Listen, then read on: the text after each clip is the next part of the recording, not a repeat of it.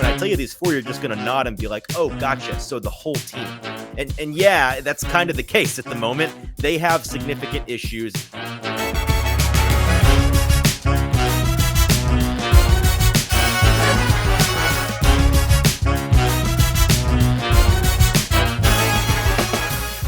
Welcome into the Hot Read Podcast. I'm your host, Easton Freeze, Director of Published Content here at BroadwaySportsMedia.com, as well as a Senior Titans and NFL contributor. We are also brought to you by the 440 Podcast Network.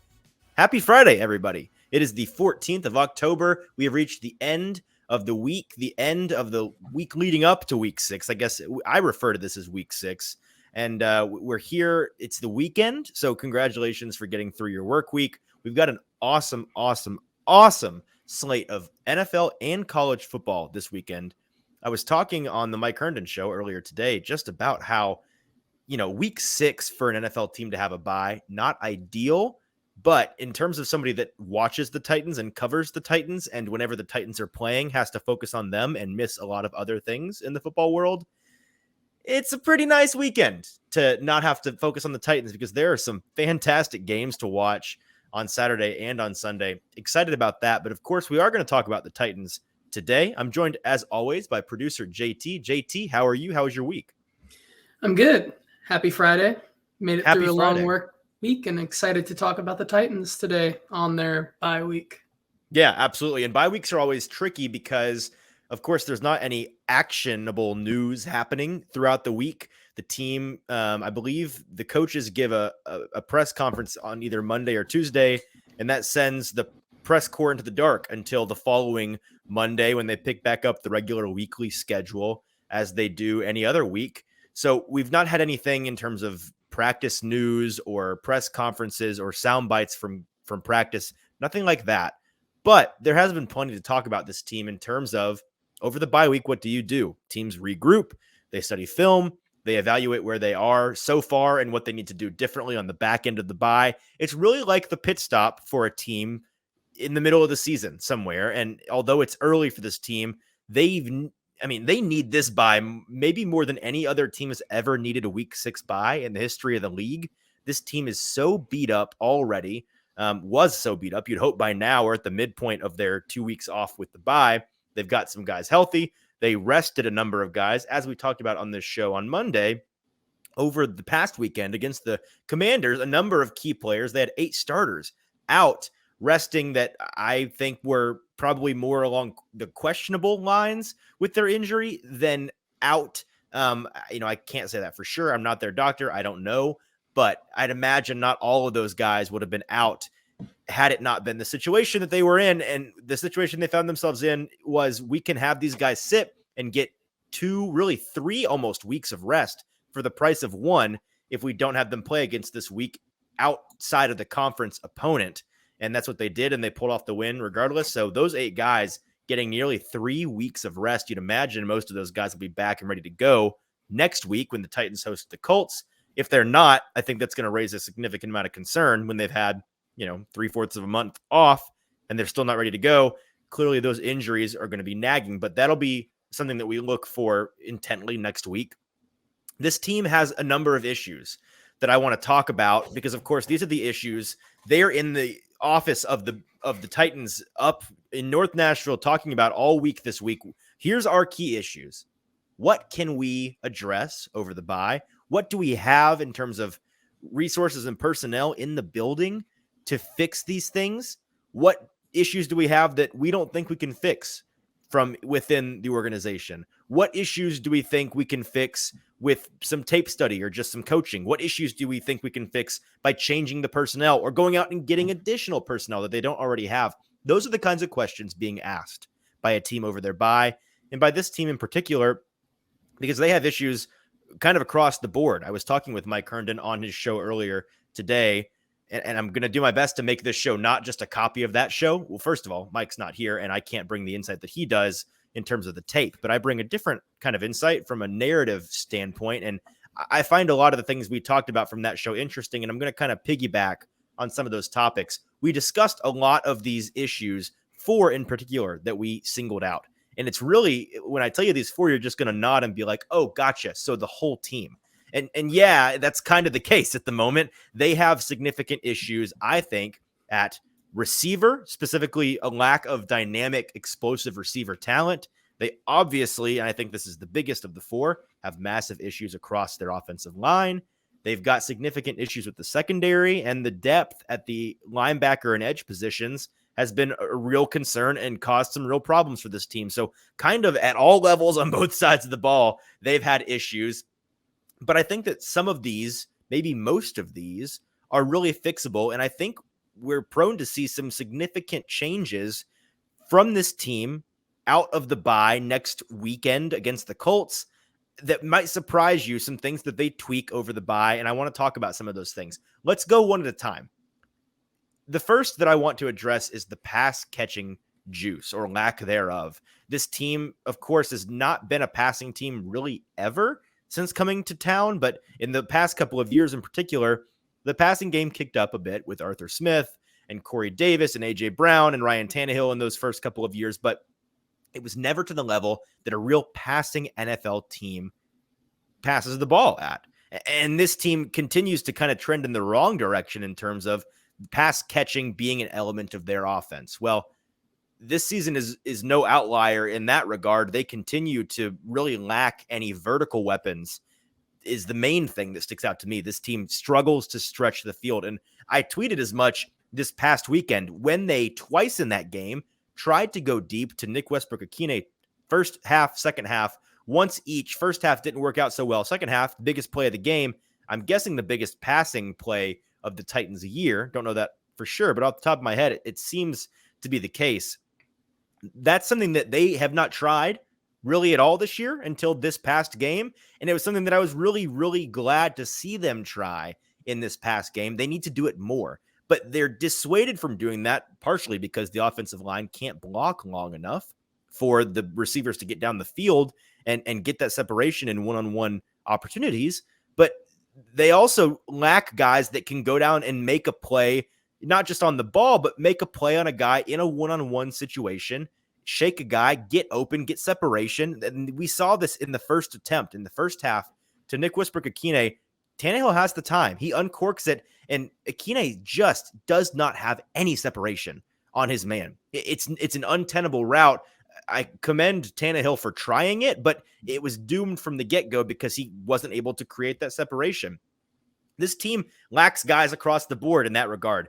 There's a reason they were going to NWI in those circumstances in Washington, because with the personnel they had, he was kind of their best option in that regard. Robert Woods is great at a lot of things, and he's been impressive so far, especially coming off of his ACL injury.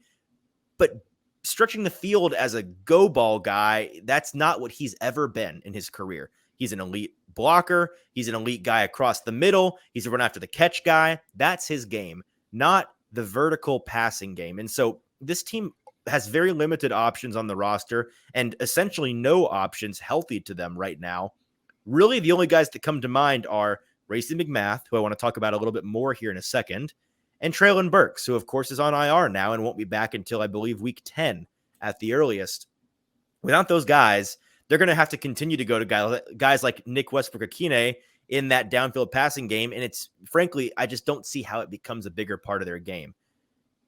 The guy that comes to mind for me initially, and Mike, actually, I had written this in our rundown for this show, and then Mike mentioned it on our show that we recorded earlier today, and we agreed entirely.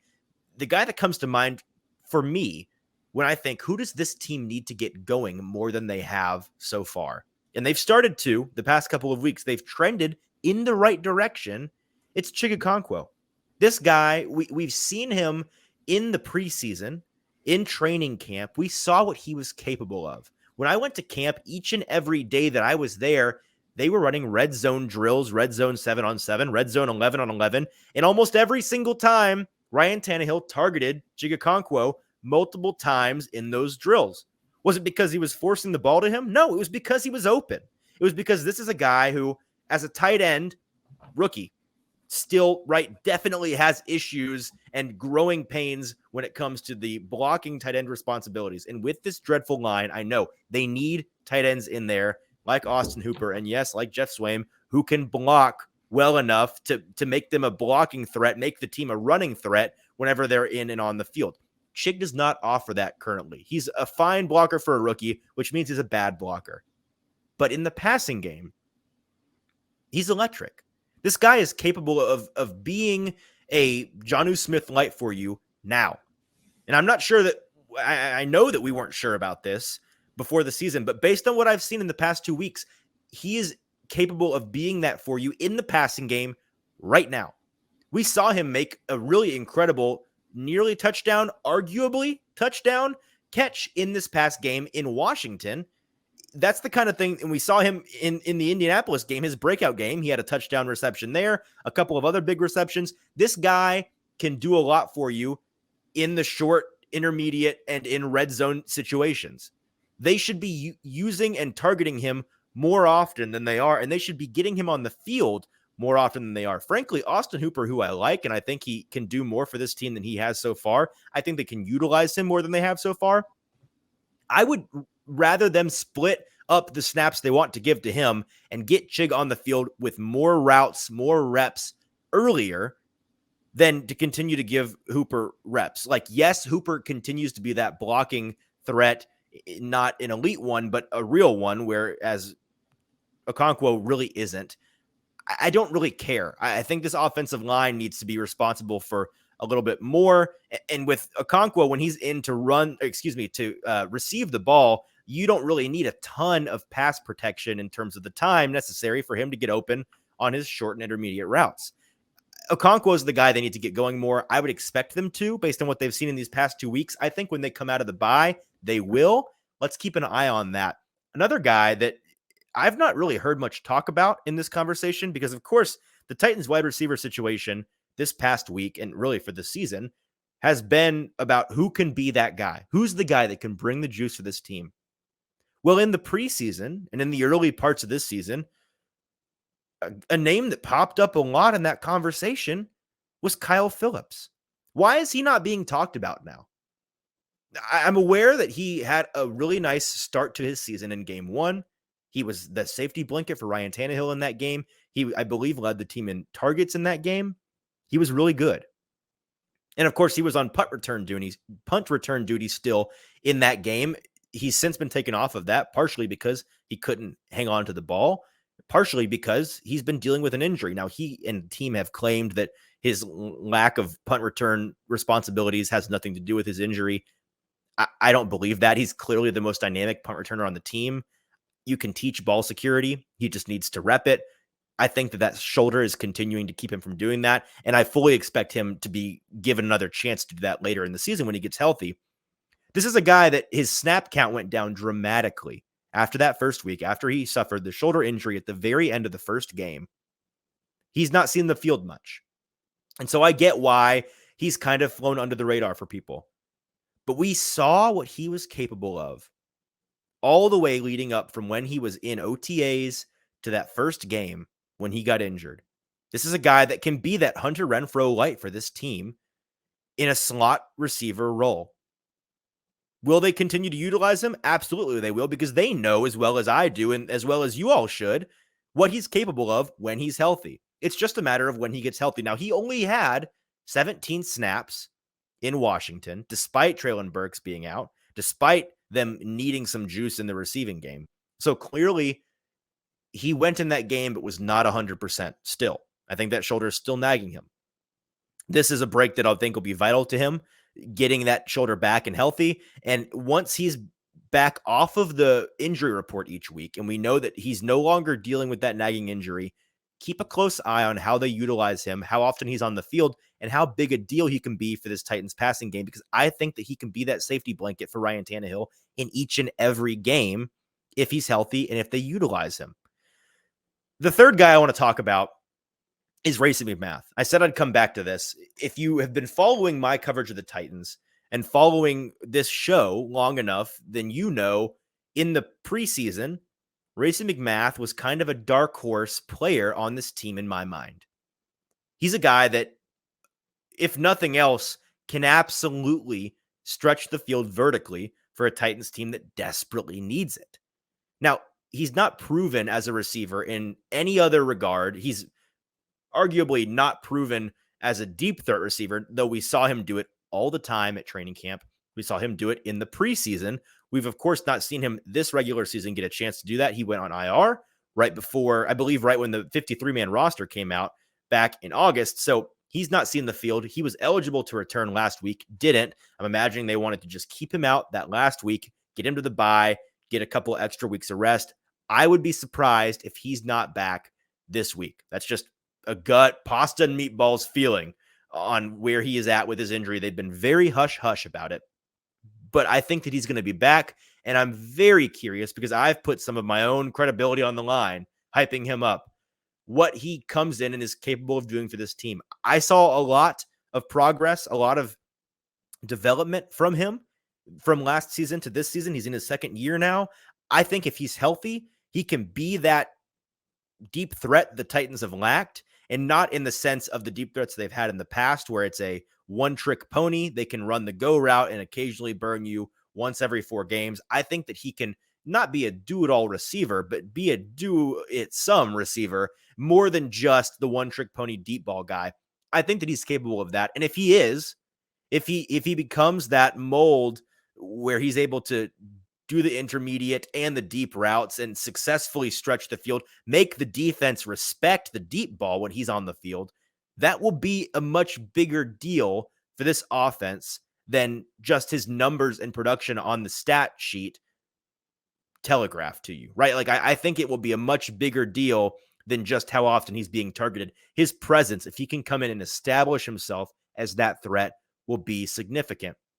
And the fourth guy I want to talk about, and the last guy I want to talk about with the pass catching juice conversation, is a guy that's not on the Tennessee Titans. It's DJ Moore. Now, I'm not going to spend a ton of time on this. I think we'll spend more time on it with our special guest that we're going to have on Monday morning episode on Sunday for us when we record it Sunday night.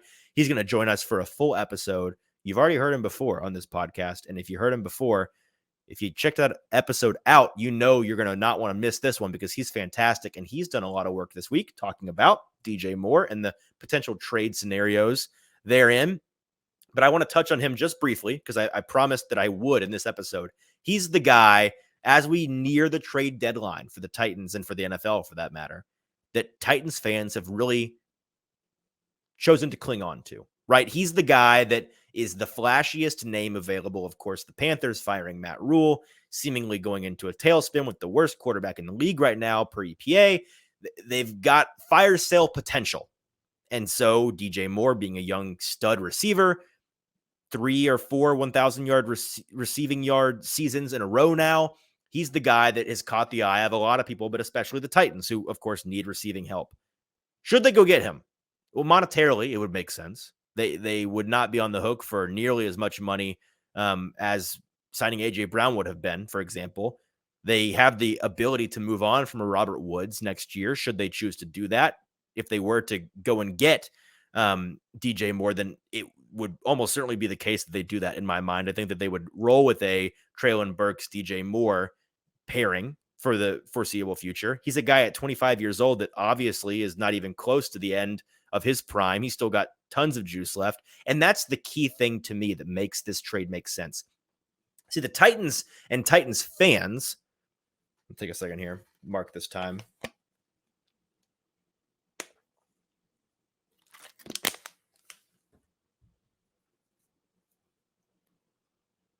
Have long called for the trade for a guy who is nearing the end of his run.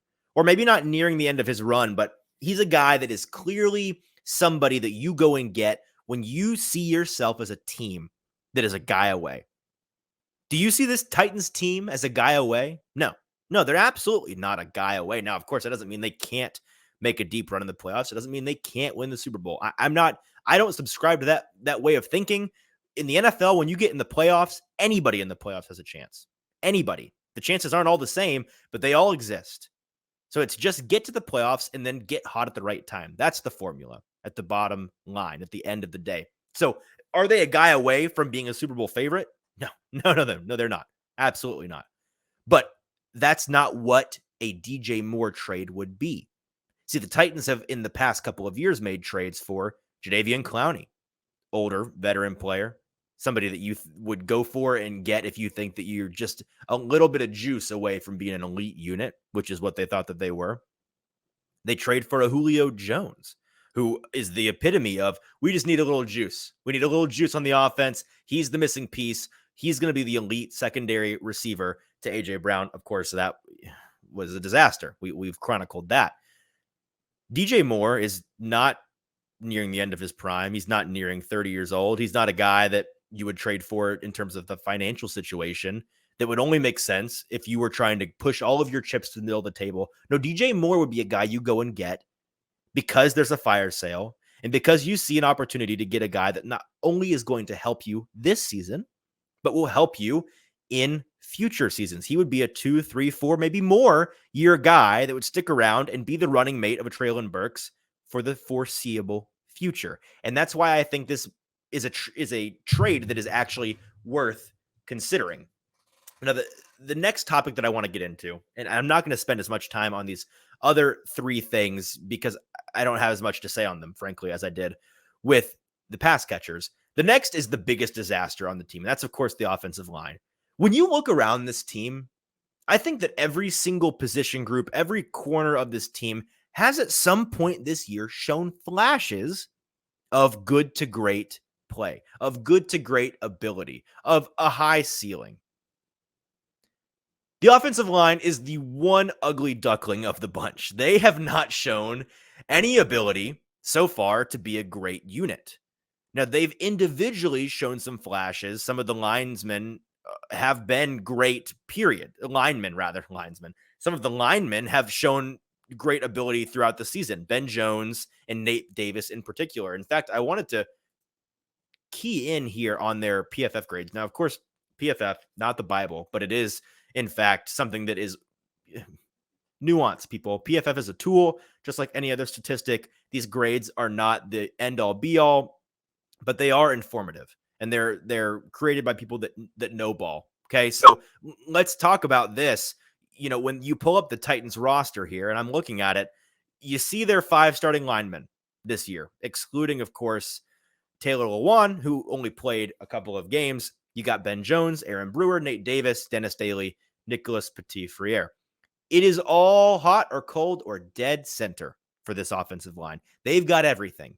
So, of course, Dennis Daly, who we will get into in detail here in a moment, has been horrible. Out of 72 starting tackles in the NFL, he is currently ranked 70th with a 45.2 overall grade. Nicholas Patifrair, not much better, 68th out of 72 with a 49.5 grade. Now, he is significantly more acceptable because, of course, he's a rookie. He's a guy that is starting at a position that he wasn't expected to be starting at this year, yet he is. And he's shown flashes of actual competent high-end ability, high-end ceiling, high-end potential. Dennis Daly has shown you none of that. He has been bad, and he has to go. He has to go, and we'll talk about that here in a moment. But of course, those two guys bringing up the rear. Dead center is Aaron Brewer, who has gotten a lot more hate, I think, this year than he is owed. He's the 30th out of 75 starting guards, ranked by PFF with a 63.3 overall grade. His ability to run block has been fantastic for this team, especially when they're using him as a pulling guard. He's a guy, his weakness is his strength.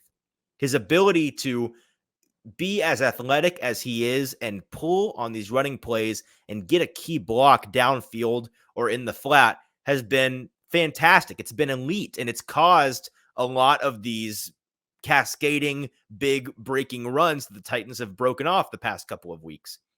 Whereas in his pass protection, it's fine when he has some help, but unfortunately, he's had no help when he is next to Dennis Daly, the worst lineman on the team, the worst tackle almost in the entire league so far. When he's over there with Double D, it's a disaster in the pass blocking game, especially because, again, nothing is going to change the fact that he is a 6'1", 300-pound guard. He's not big enough to handle the bull rush of some of these massive guys they're going up against. When they face Kansas City here in a couple of weeks, he's not going to be able to handle a Frank Clark bull rush very well. It's not going to go well. So they have to be able to account for that. And with Dennis Daly at left tackle, they can't. Ben Jones and Nate Davis are the opposite end of the spectrum for this offensive line. Ben Jones ranked third out of 38 starting centers in the league, and Nate Davis so far, missing one game so far, of course, eighth out of 75 starting guards. These guys have been elite so far. They're the best two players on this line by a mile. They may be the best two players outside of Derrick Henry on the offense so far, very sneakily, because again, the offensive line as a whole has been a disaster, but these guys have done really well. These guys are capable of buoying this offensive line if you can just get acceptable play around them. It does not even have to be good. It can just be tenable. It can be workable. Now, what Nicholas Patifrair gives you, both in what he's currently doing for the team and in what his upside is workable. It's tenable. What Aaron Brewer gives you, also workable and tenable. Again, if you have somebody over there at left tackle to be able to help him in those conflicting situations, he is absolutely a tenable guard. Not ideal, but tenable. Dennis Daly is not. He's the odd man out. So Dennis Daly, I mean, what is there to say? He has a 32.9 grade in pass blocking. Just go watch the Mike Herndon show, the tape section of the show on YouTube. It's out now. It's fantastic. And we had a section of that show that was literally just titled Offensive Line Struggles. Dennis Daly sucks 1, Dennis Daly sucks 2, and Dennis Daly sucks 3. Because Dennis Daly sucks. He is bad at football. And we've seen him 24 starts now, I believe, just not be any good. They need to try something else. Something else? Well, they don't have any other options. They not good ones. No, they don't have other good options. But they have other options. Okay? One that was brought to my attention today, actually, by Mike Herndon during the show. I've done some research on it since that because it sparked my interest. And I agree. LaRaven Clark is on this team. Now, he's a tackle. He's built like a tackle. He's got the athleticism, the traits, the physical traits in particular to be a tackle. He's got the reach. He's got the footwork. He's been a middling tackle in the league for a little bit now. He had a decent year. His best year was with Philadelphia in 2018. Last year, he was a tackle for the Colts. Not great, but he was significantly better than Dennis Daly has offered. He was in the 60s with his PFF grade over the year, 20 points better than Dennis Daly. So he would be tenable in that way. Another guy that I'm not sure whether I could say he would be tenable, but I can at least say I would be surprised if it's much worse. Dylan Radins. Okay, this is a guy, second round draft pick 2 years ago. He has to be tried somewhere. This team, John Robinson, Mike Vrabel, they have to find out what they have in Dylan Radins. They have to know by next season. They have to be able to cut bait if it's truly not going to work out. And so far, it has truly not worked out. Now, he's only been tried a handful of times. In fact, 2. He's got 2 starts last week and last year on Thursday Night Football at home against the 49ers. Now, in that game, he started at left tackle in a pinch with Taylor Lewan down on a late notice. And he did a fine job. It was by no means good. We talked about it on this show at the time. It was kind of sneaky bad in terms of how people reacted to it. The reaction from fans and the national media was, hey, he didn't look awful at any point. He didn't look terrible at any one point. So he must have been good. No, he was very mediocre, very, very underwhelming, but he didn't blow up any plays. And that's the key. When you go back and you watch the film right now, Dennis Daly is accounting for at least 5 of the 60-ish offensive plays the Titans are getting to run each game. At least 5 of those, he is directly responsible for ruining. These are plays that they've got guys open. The scheme is working. The play design is working. Everything is falling into place. And Dennis Daly finds a way to just fall down and provide no stopgap for the outside. With an offensive lineman at tackle in particular, sometimes it's just about losing slowly. And a lot of guys do that, and they do it well. And if you don't win your block, but you can be a hindrance to the pass rusher just long enough to give your quarterback time, then that's a win. Dennis Daly doesn't do that. He creates zero hindrance. He shaves no milliseconds off of the time that it takes the pass rusher to get to the quarterback, and it's a disaster at least 5 times a game. On the Mike Herndon Show, it is like Groundhog's Day in that regard. We continue to return to it every week. It's clear at this point. He has to go. So can Dylan Radins be much worse? It'd be hard. I think that Radins is a guy, his high end is very limited at the left tackle position. Though I'll remind you, he has until the NFL only ever played at left tackle. That's all he's done. At any level besides the NFL, he has played left tackle. He's a left side player in my mind. We saw in that San Francisco game, again, he did not cause any massive hiccup. He didn't have any massive hiccups. He didn't cause any massive issues. And that's what you want. Again, we're not looking for good. We're looking for tenable. And that's what I think that he could be, a high floor, very low ceiling left tackle solution that is by no means good. In fact, it's probably bad, but it's not a disaster, which is what Dennis Daly currently is. All right, that's my rant on the offensive line. These last 2 issues, I've kind of gone from most passionate thing I'm most passionate about to least passionate about. These last 2 things they're issues, no doubt. But I think that they are less concerning to me just because of what I think this team is capable of doing at these positions over the bye. And a big part of that is just getting healthy. So that's going to kind of be the drum I beat here. With the secondary, the key issue to me, and this isn't a key make or break the secondary issue, but the biggest topic to me so far has been Caleb Farley. The Titans need to bench Caleb Farley until further notice. And that's not because they need to ruin his confidence. Of course, that's not because I don't think that, he's going to work out ever and they just need to decide to cut bait on him. No, they need to bench him because he's not ready to be back. And he's dealing with 2 issues at once that he's not capable of overcoming. Let me explain. We've seen veteran players return the season after tearing their ACL countless times in the NFL. It's a recurring issue each and every year. We see guys come back. Some come back faster than others. Some come back earlier than others do, but you can tell they came back a little bit early because their first 5, 6, 7, 8 games are really shaky to bad. And then all of a sudden, a flipped switch at midseason, and they're significantly better. They're back to themselves. You thought they were washed, but suddenly they seem like they're back. Those knee injuries, both mentally and physically, take some time to get back to normal. With this player, we are seeing him deal with not just a questionable return to play with his knee. I say questionable in the sense that I have a lot of questions about how much it's hindering him, but we are also seeing him deal with the mental hurdles, the mental learning curve of essentially a rookie player. I'll remind you, in his rookie season last year, he got very, very little play. It was mostly all special teams, and then he went down, I believe, in week 6 off the top of my head and never saw the field again. This year, he's having to do all of that for the first time. His reps on the field are coming for the first time. The situations he finds himself in, and so far often finds himself burnt in, is happening for the first time.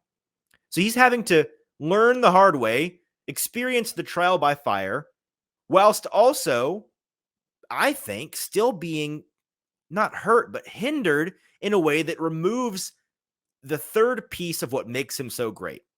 Let me remind you that when he came out as a corner in the draft, the thing that made him so great from his college tape was his traits, his athletic ability. If you were to go into Madden and create a player at cornerback, your ideal player from a physical and athletic skill set standpoint, it would look a lot like what Caleb Farley was coming out.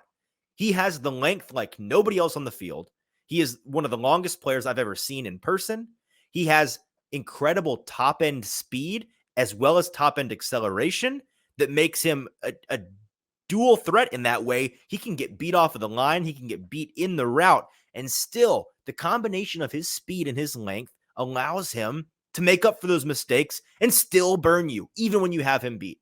That's what made him so great. He has elite speed and acceleration. He's a big body cornerback.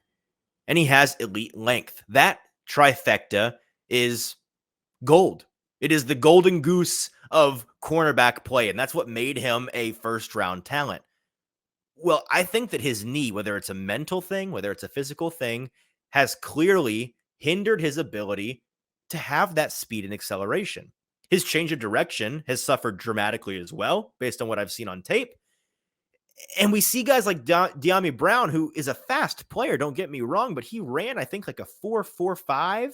He was not sub 4.3. Caleb Farley was a guy that was rumored to be in the 4.2s when he was healthy. And of course, he did, because of his injuries, didn't get a pro day, but at Virginia Tech, that was the idea. Caleb Farley, 4.2 guy, 4.3 guy, his speed is elite.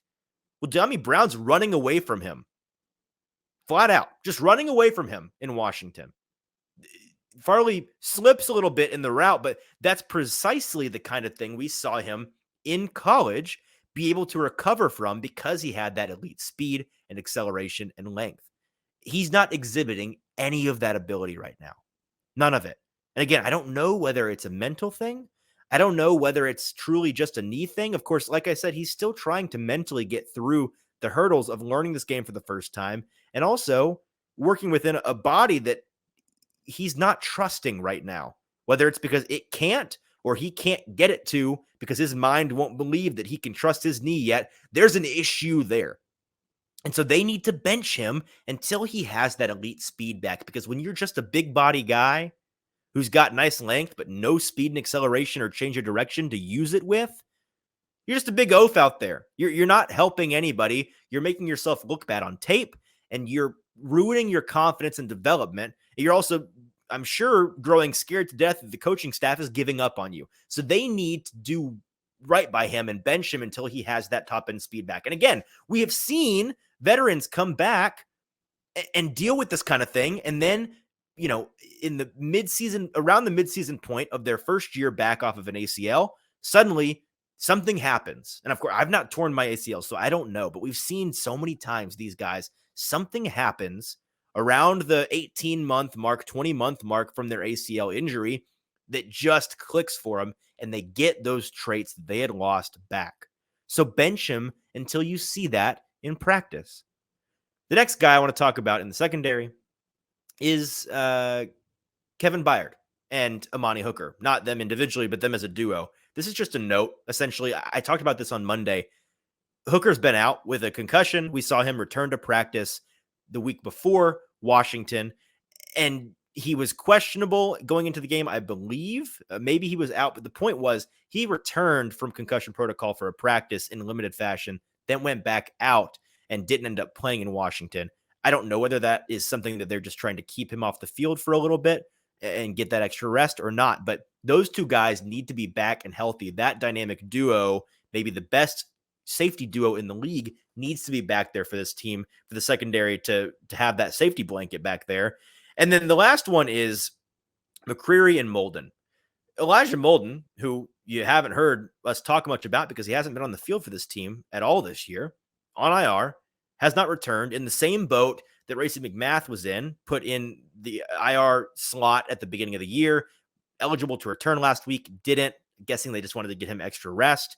If he's not back in week 7, I think then you have some red flags crop up about what's this guy's injury looking like. Is it going to be a long-term thing? But they've not really indicated that that's the case. They continue to talk about him like he's maybe week to week. They continue to evaluate and see when they want to get him to return to play. Whenever he does, if he does return to play, he's going to be massive for this team. And that's because not only will he provide competent slot cornerback duties, and it'll really force Caleb Farley off the field, whether the Titans choose to bench him or not. It's going to force Roger McCreary to move back out to the outside, which has, I think, been his strong suit all along. This year on tape, I like what he looks like in the outside much better than when they have to put him in the slot. Of course, in college, he played outside almost exclusively and was fantastic at it in the SEC against high-end receiving talent, of course. That's where I want to see him play more. And these silent struggles that I've been talking about with McCreary so far this year have come mostly when he's in the slot. So that ripple effect that will be caused when Elijah Molden returns to play and McCreary gets pushed outside, you could see the secondary really take a big step in a hurry. And it may just be an overnight, week-to-week thing. Suddenly, Molden is back and things get really good really fast. That's what this team needs to hope is the case here in a couple of weeks. The last topic before we get to the news with producer JT, and I had a lot more to say about these things than I thought I would, but here we are. And I find these things fascinating. And I think that it's worth talking about as we look at what this team comes out of the bye looking like, because I genuinely think it could look a lot different. It's the depth at linebacker. Not a ton to talk about here. We've beaten this horse a lot. The biggest thing new to me that I don't think we've mentioned much on the show is just that Rashad Weaver has been sneaky great so far. We talked a lot about when the Titans lost that starting edge talent in Harold Landry, who's going to fill the gap. We talked about it, of course, a ton on this show. Rashad Weaver was the obvious choice number one, but we weren't sure what he would look like, what his availability would be like in terms of how many snaps he could take in a game, what his pass rush ability has evolved into. It's all been really positive. The only negative to his game so far you could point to is the run defense, which has been fine. It's been lackluster for the most part. It's the weakness of his game, to be sure. But his pass rushing so far has been fantastic. He leads the team in sacks. Now, granted, he's been doing a lot of cleanup work and reaping the benefits of a team effort, to say it lightly, but he's there. And his ability to bend, and that's the biggest thing that we talked on this show with James Foster about a lot when the Titans drafted him, his ability to bend and flatten out his rush around the edge to the quarterback was lacking coming out of college. He's developed in that way a lot so far, and that's something that has made him the guy that's been there to get those sacks in cleanup fashion and lead the team in the sack department. So he's been really great, and he's played more snaps each game than I thought that he would. I think if and when they get this depth situation figured out and his snap count is able to go down a little bit, we may see him get even better. I'm not going to harp on this in this episode, but just to check it off the bingo card, Titans have to get Bud Dupree back. I mean, there is no position on this team right now with injury concerns that is more easily key in the hole. Suddenly things work again than Bud Dupree coming back and being healthy for this team. Fans should be really upset with Bud Dupree right now. Not him in particular. He's not trying to get injured, but just with the situation, it's frustrating how much money they've spent on him and the return that they've gotten so far. That doesn't mean you can't recognize what he is on the field, what he has brought to this Titans team since he got over the ACL hump again last year.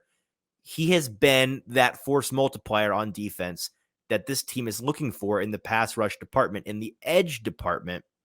It's something, Ola Adeni, by the way, he needs to be back too. These three guys can be a nice rotation, and it won't force Denico Autry to be outside nearly as much. But right now, guys are playing way too many snaps. And when Bud Dupree comes back, he can be that anchor on the edge. You need guys on the edge fast enough to get the edge and contain, and then chase down these quarterbacks and skill players in the backfield. When the quarterback scrambles, listen, Jeffrey Simmons and Tierra Tart are elite athletes. And at their size, it's amazing how quickly they can and how well they can move. But when even a Derrick Carr level athlete scrambles out of the pocket, he's faster than those guys. He just is. And of course, the Kyler Murrays and Jalen Hurts of the world are going to be way faster. You have to have guys like Ola Adeni and Bud Dupree and Rashad Weaver on the field and not gassed from playing the whole game to be able to provide that speed element on the edge. Right now, they're lacking it dramatically. So those are the four big things that I want you to check mark in your mind, bookmark them, file them away for a week from now when the Titans return to action. Of course, they're on bye this weekend. We're going to watch a lot of great football while they are taking their rest week. The Titans come back hosting the Colts in the second game of that series, that divisional series in Nissan Stadium on Sunday, whatever that Sunday is. It's too late to do that kind of math. It's the week 7 Sunday, one Sunday from this upcoming Sunday, they host the Colts with an opportunity to bury them in the division, which is, of course, going to be a big deal and a big game. Those four things to look for in that game: the offensive line not being a disaster is the primary one. What they do with their pass catching juice that they have, what kind of return they get on that pass rushing juice squeeze that they're going to be trying, I think, some different things. The secondary issues, mainly an injury situation, but, Caleb Farley, what kind of snaps he's getting, what he looks like, of course, we'll continue to monitor that. And then the depth at linebacker, what kind of rotation they can have available to them, healthy and available to them, to be able to get these guys rolling in there and get some more speed on the edge. Whew. Okay, that's enough of me ranting. Let's get into producer JT with the news.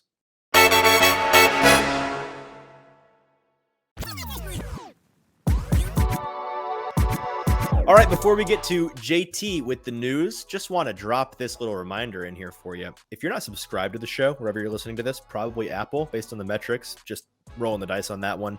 You got to be subscribed. What are you doing? What are you doing? You get the shows brought to you by the computer that is in your pocket. You call a phone. It's going to be delivered to you each and every time we have a new episode. You'll never miss them. It's so much easier than just picking the episodes a la carte. Ridiculous. Subscribe. It helps us, of course. And then leave a review. We regularly shout out our reviewers here on the show, and we really are appreciative for anything that you can leave in terms of a review. Again, it takes 10 seconds. It means so much more to us than it does to you. I know every show you've ever listened to has asked you to review and you ignore them. We all do that. Make this the one you don't ignore. It's very helpful. Leave a review, say whatever you want. Feedback is a gift. We appreciate anything and everything. Just make it 5 stars and we will shout you out and read whatever you said on the show. All right, JT. We've got the news, the Titans news. Hit me with it. Alrighty. Well, of course, they are on bye, so there's not anything super pressing here, but let's just touch on a couple of points as we get into the Week 6 bye for the Titans. Let's kind of check season-wide, league-wide, where they stand in a couple of metrics. So overall, throughout the first 5 games of the season, their offense overall is ranked 30th in the NFL. Their defense, not much better, ranked 26th overall. Those So are there's some bad numbers, definitely not some great numbers, but can only go up from here, right? If we look more closely at the offensive numbers here, their passing offense is 29th. Not shocking. In the offense in the league, and their run is 20th, which is a bit surprising. It is, but the run blocking has been dreadful, and Derrick Henry took 2 or 3 games to get up to speed. So I think you'll see that number continue to drop, of course. But again, just across the board, not very good. Not very good. However, there's a little bit of a bright spot on the defense here. Of course, their pass defense is tied for 30th overall in the league, which isn't very good. However, no. A big staple of this defense has always been their run defense, in which they are tied 8th. For defense overall. That's a big deal. I see here as well that they currently are 23rd in points scored at 19.2, as well as tied 18th in points allowed at 23.6. I'm not a mathematician. However, I do believe that if you are regularly on average allowing more points than you score, then that is not a recipe for success. Correct. You would be correct on that one. It doesn't take very much math to do, but yes. Okay. We would love to see the Titans get these numbers up. However, there are some individual performances that we've seen through 5 weeks already that are promising. And one of them especially is Derrick Henry in pass protection. This shocked me when I saw this. Yeah, read this. I know, me too. So it's a small sample size, of course, but Derrick Henry has had 22 pass blocking snaps this season and has allowed 0 pressures. Yeah, and that's something that, with context, it's even more impressive, right? Because Derrick Henry, not known historically for his pass protection ability, his chip blocking, his picking up the open rusher. That's not something that he's been great at. Clearly, it's something that he's developed a significant amount in the past, I guess, just this offseason. And again, small sample size. And this stat was, I believe, brought to us by our buddy James Foster, who couldn't join us this week, but will be back next week. That's significant. And if you can, allow for a Derrick Henry to stay in on a potential or obvious pass blocking down, that really changes the calculus for this team, what they're able to do with their play calling, disguising different looks. That's a big deal if he continues to trend in this positive direction. Looking at the other side of the ball, of course, this goes without saying, but Jeffrey Simmons has once again looked just super elite. on that defensive line.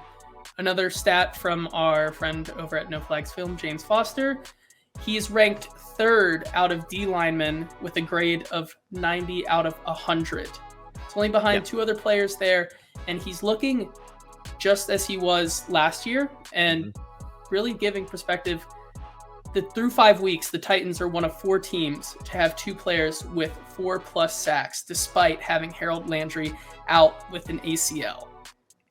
Yeah, that's a big deal. The fact that they have as great a sack production so far this year as they did last year is a testament to their ability to get home. And this pass rush, it's not been as flashy, I think, as it was at the end of last year. But again, they were getting like 5 sacks a game at the end of the regular season last year, and then capped it off with that 9-sack performance in the playoffs.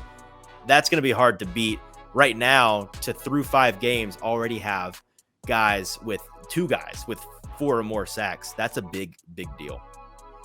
Yeah, and then to even go one step further, the Titans are currently the only team in the league to have 3 players with 3.5 or more sacks. Of course, Danico Autry having 4, Rashad Weaver having 4, and Simmons close behind with 3.5. So definitely, if there were questions this offseason of how they would respond without having Harold Landry, they've done a pretty good job with it. No, they have. And what have we talked about, JT? What's missing here? We've got, Autry's got his, Weaver's got his, Simmons has his. If Bud Dupree is out on this field and he has 2 or 3, this is an elite level pass rushing team still, like we've known. The loss of Harold Landry is big, but with Weaver doing a great job so far, if Dupree can be in there and be healthy and be himself, this team can be absolutely ferocious on the defensive front. Moving on to some other miscellaneous news points here, as it is the bye week. Theo Jackson, safety, was signed off the practice squad to the Minnesota Vikings. So that's a little bit of depth there lost. And then, of course, something that really hasn't impacted the Titans too much so far, but you've just been hearing about it a lot in the news, and that's the roughing the passer ruling. Now, there's been a lot of talk about this today, but Adam Schefter had a tweet earlier today in which a leak source said today that there is no backing down on enforcing rules that are in place to protect the health and safety of players, including quarterbacks. They go on to say that they are still, by rule, considered defenseless players when they are in the passing posture. So I know they said that they were going to talk about looking at this rule, but the NFL stands firm on it. Yeah, so a couple of things here. Theo Jackson, not a whole lot to say. Very promising in OTAs. Injuries set him back, and of course, he was a Vol for life, and he's a hometown guy who now goes to the Vikings. Disappointing loss there, but he, just got a setback at the beginning of his career, and that's how it goes. With the roughing the passer rule, here's really all I have to say. From a business standpoint, it's entirely unshocking, and they're not going to change. Listen, from the owner's point of view, they would much rather be overly protective of their quarterbacks and have us furious and chattering and rioting at their doorstep, proverbially, of course, on Twitter, essentially, demanding that we change these rules. But guess what you're still doing when that's the case? You're still engaged. Now, if they allow for what seems to be objectively more fair changes to this rule and allow the quarterbacks to not be as protected in this way, it's going to result in more hits to the quarterback that aren't penalized, people being less careful. And what they're trying to safeguard against is those quarterbacks getting hurt, and then suddenly you have a Thursday night football game against second stringer and a third stringer. And guess what you're not doing when that's the case? You're not engaged. And then they're losing money. So they would much, much, much rather you be furious at watching what you're watching and them treating the quarterbacks like porcelain dolls than allowing the game to be a little bit more fair, make a little bit more sense, but risk those quarterbacks being put on the shelf, having been broken, and then nobody cares because you're having to trot out guys you've never heard of at the most important position on the team. All right, that's JT with the news. We've got one more segment for you. Let's get into the Best Bet Gauntlet.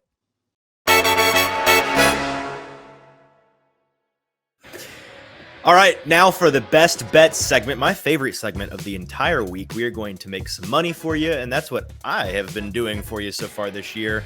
Just to recap, we've been doing this all 5 weeks so far, heading into our 6th week here, me and JT drafting our 5 favorite bets against the spread of the week in the NFL slate. I am currently at 13, 10, and 2, so you're making money if you're trailing me. JT has had an impressive 3-week stint, despite his record being slightly below water, 10, 14, and 1.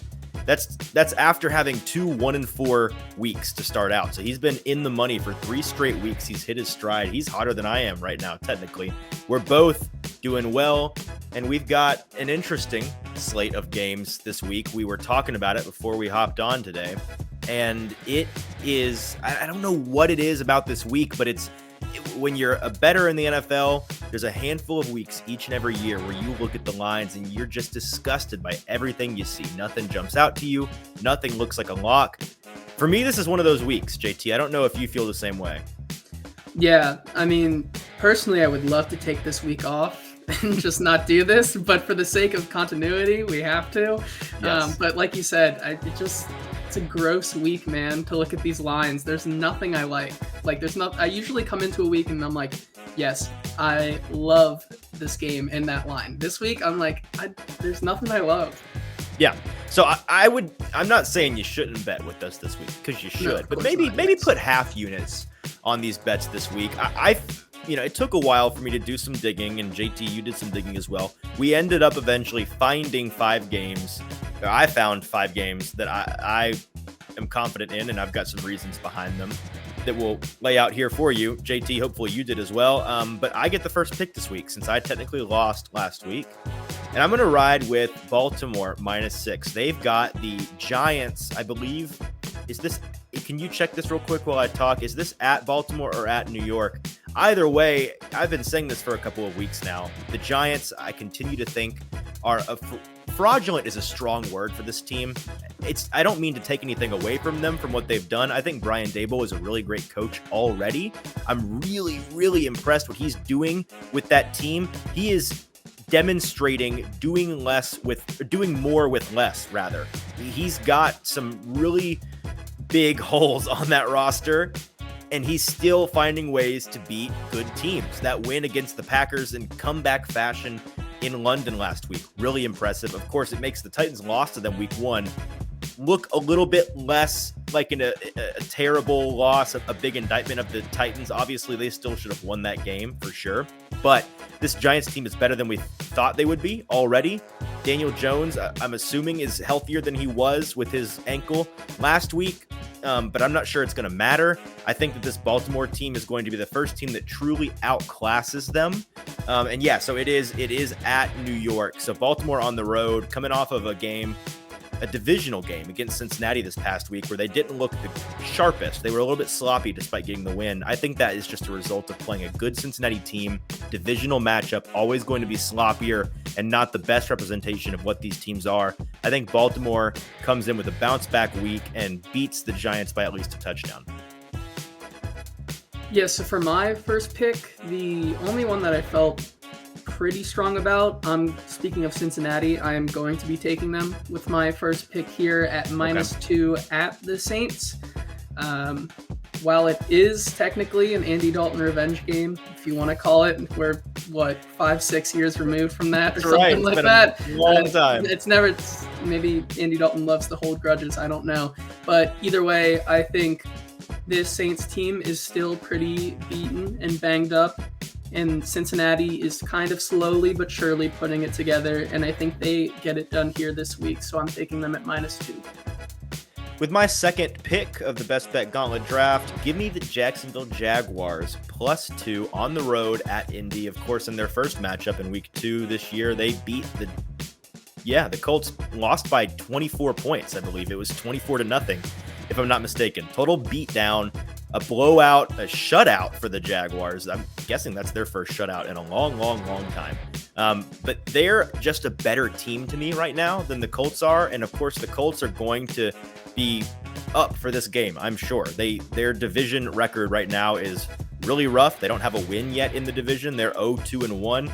They play 2 divisional games back-to-back these next 2 weeks. hosting the Jaguars and then on the road here in Tennessee. I don't see them seeing this as a game that they can lose. However, I'm not sure it's going to matter. We saw them on Thursday Night Football last week. They're a mess. Jonathan Taylor is supposed to be back. The Jaguars had a big disappointing loss last week, whereas the Colts got a win by the skin of their teeth that they really didn't deserve.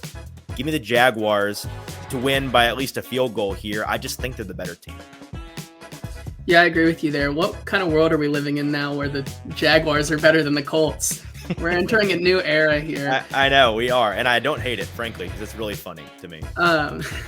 With my second pick, I'm going to go with the Vikings at -3 on the road once again, facing the Dolphins. And really, the only logic I have behind this pick is that Skylar Thompson will be making his first full start for the Dolphins. I expect the Vikings to continue to build a rapport and a lead in that division. Just give me them with a pretty nice win down in Miami. Okay, with my third pick of the best bet gauntlet draft, I'm going to take the grossest bet that I think I've placed in this competition all year long. Give me the Steelers +8 facing the Tampa Bay Buccaneers. Hear me out. Steelers had, of course, maybe the most embarrassing loss of the year last week against the Bills, just showing no life, getting slaughtered by a far superior team. The Buccaneers are a better team than them as well. However, I expect this to be a Mike Tomlin spot, a rah-rah Mike Tomlin spot. He's a coach that always gets his team up for the most part. I mean, historically in these spots, he covers. This is a Mike Tomlin special. I just think he's going to get this team playing better than they did. They're going to be embarrassed coming off of that loss. They'll have some more fight. I don't expect them to win, but I could totally see a backdoor cover here, getting 8 points. That's a lot. Give me the Steelers getting 8.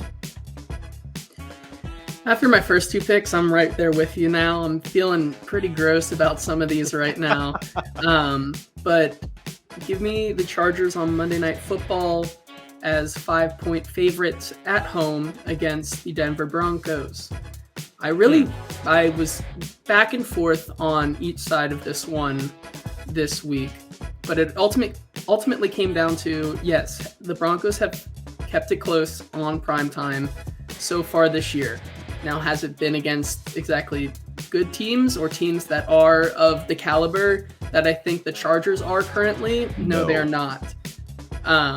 Now, while I think it is going to be a pretty close game, I do think that there is an even better chance that the Chargers come out and make quick work of the Denver Broncos and keep Russ to maybe making some Lunchables this week instead of a full 3-course meal.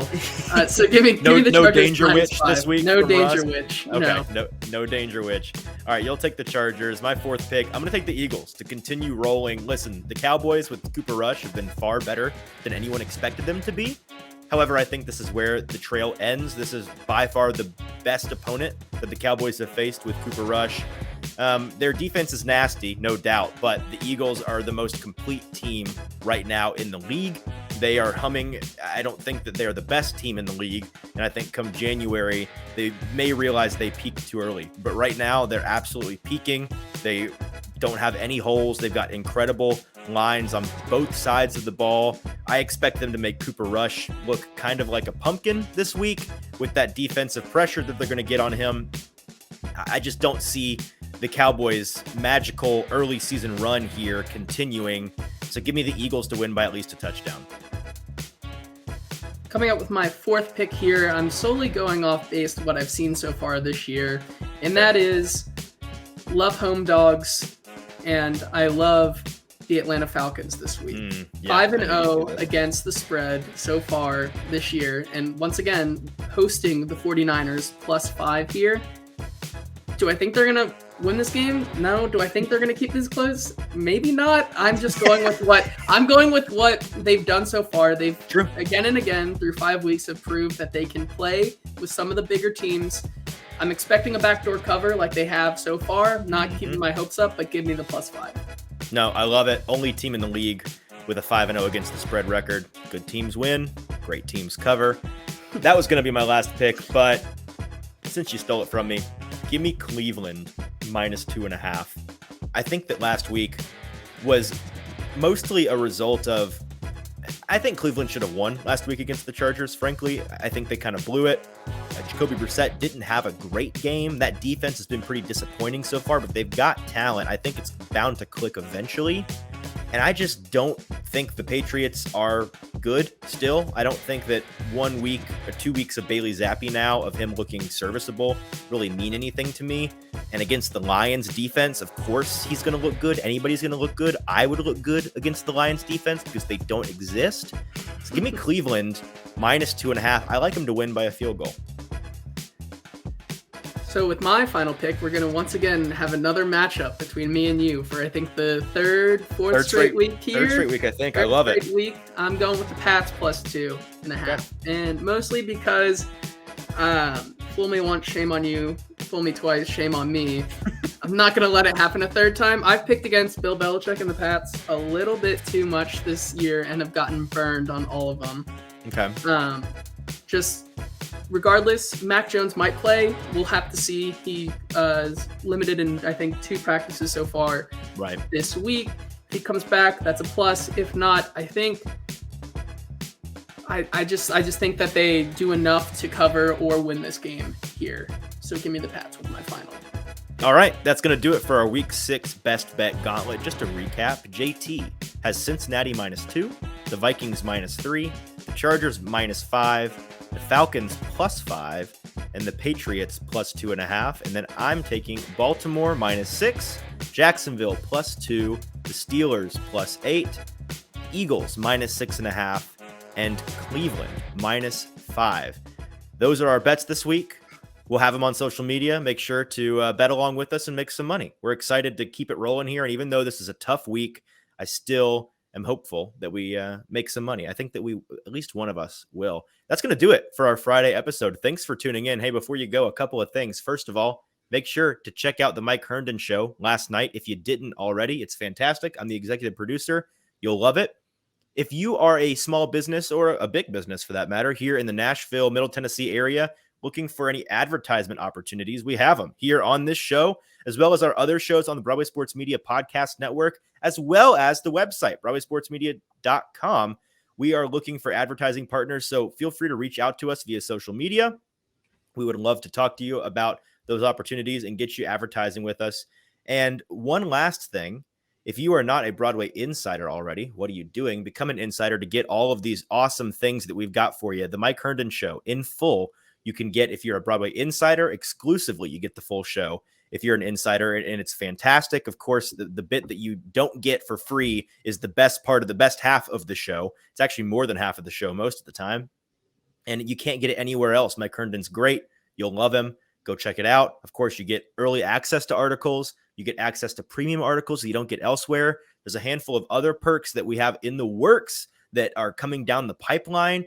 You can go and become an insider right now for just 99 cents in your first month. Go and do that. Use code INSIDER, 99 cents for your first month, and then it's just the price of a trip to Starbucks every month from then on out. And then if you want to just become an annual insider, you can just get the annual pass. Pay $49.99 right now, $20 off the regular price to become an annual insider using code ANNUAL, and you will be able to set it and forget it and have a year of all of our content here at BroadwaySportsMedia.com. I think we're done here. For JT, I am Easton. This has been the Hot Read Podcast. Make sure to check us back out on Monday morning. Going to have a special guest for that show. Can't wait. You're going to love it. See you then.